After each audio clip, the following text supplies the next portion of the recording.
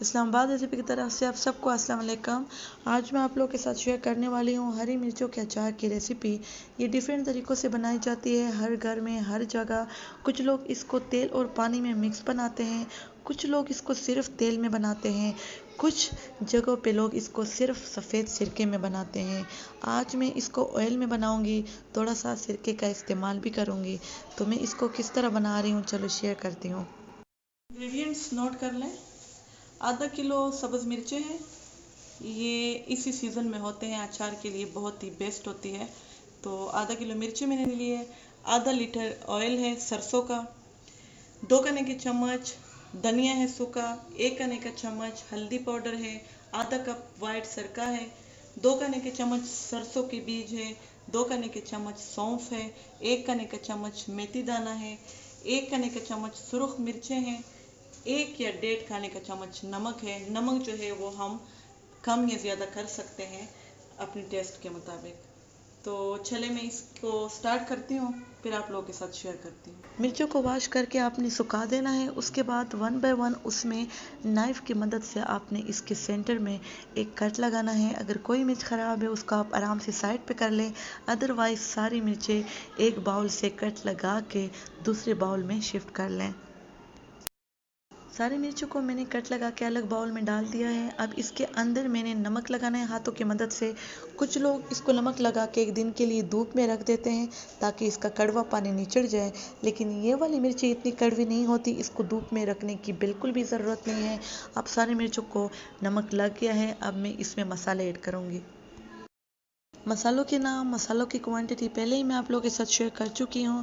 اگر آپ چاہتے ہیں کہ آپ کو پرفیکٹ ریسیپی ملے تو آپ نے اس کا کوئی بھی سٹیپ مس نہیں کرنا، آپ سٹیپ بائی سٹیپ اس کو فالو کرتے جائیں، تبھی آپ کا پرفیکٹ ہری مرچوں کا اچار ریڈی ہوگا۔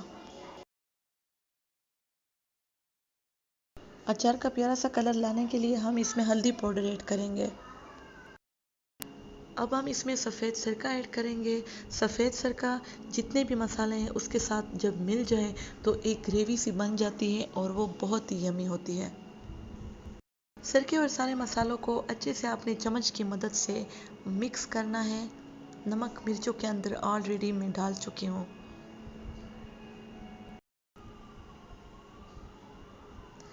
اب ہم اس میں سرسوں کا تیل ایڈ کریں گے۔ آپ آدھا تیل اس کے اندر ڈال لیں، اس کو اچھے سے مکس کر لیں۔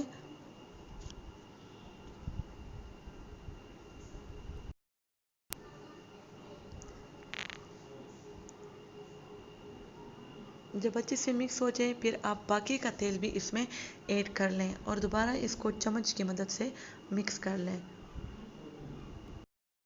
تیل، سارے مسالے اور مرچیں اچھے سے مکس ہو چکے ہیں۔ کوشش کریں کہ اچار کے ساتھ ہاتھوں کا کانٹیکٹ نہ ہو، کیونکہ اس کو فنگس لگ سکتی ہے اور اگر ایک دفعہ اچار میں فنگس لگ جائے تو سارا اچار ضائع ہو جائے گا۔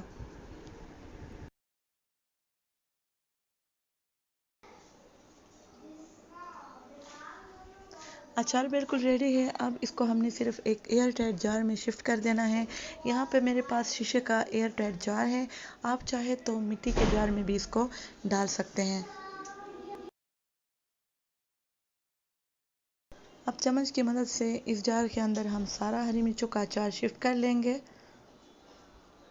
سارا اچار میں نے اس کے اندر ڈال لیا ہے اور اس کو ہلکا سا پریس کر لیا ہے تاکہ اس میں سپیس بن جائے۔ اب میں اس کو کور کر لوں گی۔ 1 ہفتے کے اندر یہ اچار بالکل ریڈی ہو جائے گا۔ ڈھکنا بند کر کے آپ اس طرح اس کو ہلاتے جائیں روز دن میں 1 دفعہ تاکہ مرچوں کی پوزیشن چینج ہوتی رہے۔ اگر آپ کو یہ ریسیپی پسند آئی ہو ہری مرچوں کے اچار کی تو آپ نے اس ویڈیو کو لائک کرنا ہے، شیئر کرنا ہے اور اگر چاہیں تو آپ میرے چینل کو سبسکرائب بھی کر سکتے ہیں۔ مجھے دیجیے اجازت، اللہ حافظ۔